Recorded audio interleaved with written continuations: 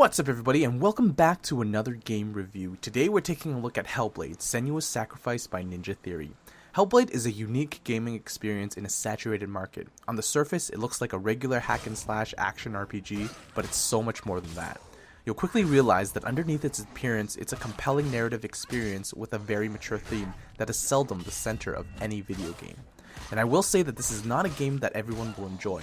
In fact, the game will likely make you feel uneasy or even disturbed at times. But if you're someone who wants an immersive storytelling experience, then this just might be what you're looking for. There's a lot to dissect here, so grab a snack and let's dive deeper. Graphically, Hellblade is absolutely stunning, and I know I say this a lot, but this is just on an entirely different level in terms of environmental design, lighting effects, special effects, and presentation in general. And it should be, because this is a single-player narrative experience more so than anything else, and immersion into the world is key. Having a beautiful and realistic world certainly helps with that. The game revolves around Senua, a Celtic warrior who suffers from psychosis, and her journey into Helheim in search of her lost lover. Ninja Theory's implementation of graphical effects plays an important role in putting the player into the shoes of someone who is no longer tethered to the external reality. Beyond just looking pretty, these graphical effects come in the form of Senua seeing symbols everywhere, having the environment subtly shift, to even seeing eyes or faces melded into the environment for split seconds. It really enhances the key theme of the game and perhaps lets us as players glimpse into what it's like to suffer from psychosis, never really being certain of what's real or not. Something I don't usually notice in games is the transitions between scenes, but it stood out to me here, and not in a bad way. The transitions are so well done, it melts together Senua's visions and reality seamlessly. 1 second everything is normal, and the next everything's engulfed in flames, or twisted into something demonic. On the topic of transitions, I did notice an audio bug where transitions between different areas, the background music would cut off abruptly rather than having a smooth transition, but this is something that could be easily patched. The facial animations of Senua are insanely good. These expressions on her face really convey the suffering and pain that Senua is going through, and it's a key aspect of appealing to your emotional sympathy. Going hand in hand with imagery is sound, and more so than anything else, the voice acting is the most important part of the game because it contributes to so many different aspects of what Hellblade is. From the beginning until the end of the game, you hear voices inside of Senua's head, and I insist that if you plan on playing this game, you need to wear headphones because Hellblade uses a 3D audio system that simulates those voices, and it completely changes the experience. You'll hear voices all around you, constantly bickering at each other, teasing and taunting, commenting and judging everything Senua does, and it honestly can get annoying sometimes. But that's the entire point. This is what people suffering from psychosis or schizophrenia feel like, and it's something that the developers recreated wonderfully in the experience. But the voices aren't there just for realism or immersion, they actually serve practical purposes. Among the many voices, there's usually one that dominates the others, and that voice narrates much of the game's story. In conjunction with the other minor voices, they talk about Senua's past, and they give you her backstory. These voices also often give you hints, especially during combat. When an enemy sneaks up behind you, they warn you so you can evade them or block them. But at the same time, they'll laugh at you and taunt you when you get hit. Here, just take a listen.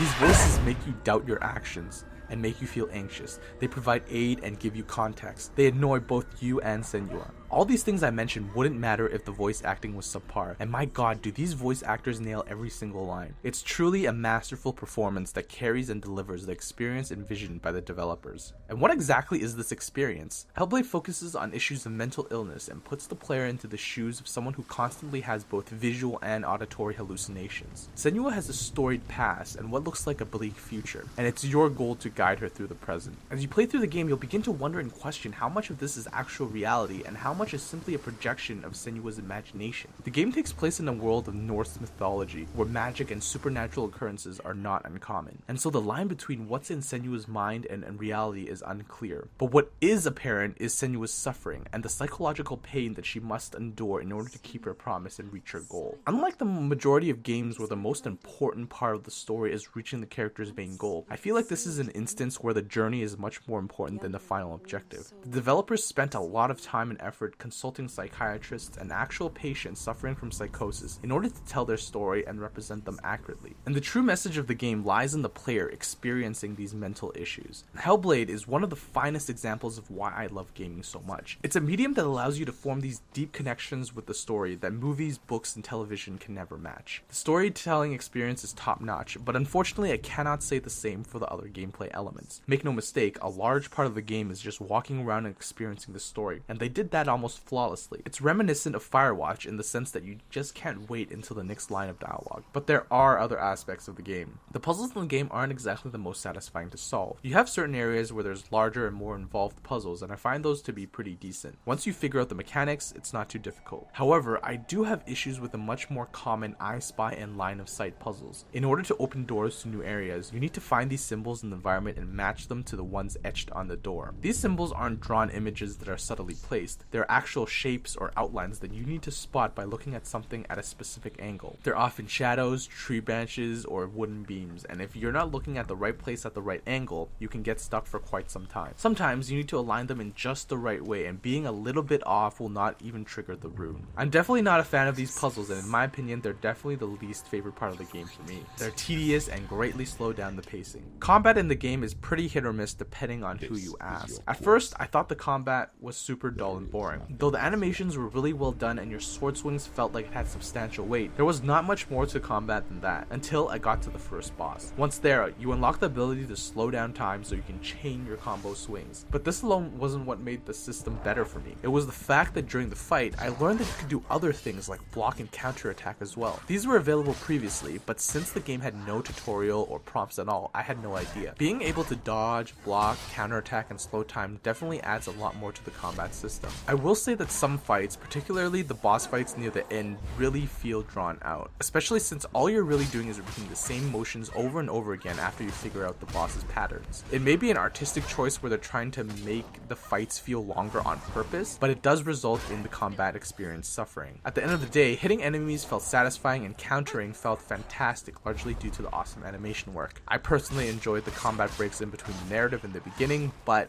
it did get stale as the game went on, and I can appreciate that some people may dislike the combat. One final gripe I have with the game is the movement speed. You spend a lot of time walking and running around solving puzzles, but the run speed feels way too slow, but that might just be me. Ninja Theory proves that you don't need a large team or huge financial backing to create a true AAA quality game. In fact, without external interference, they were able to create a game that is solely directed by their artistic vision, and I think it paid off. Though the game is far from perfect, I think it will leave its mark on the industry.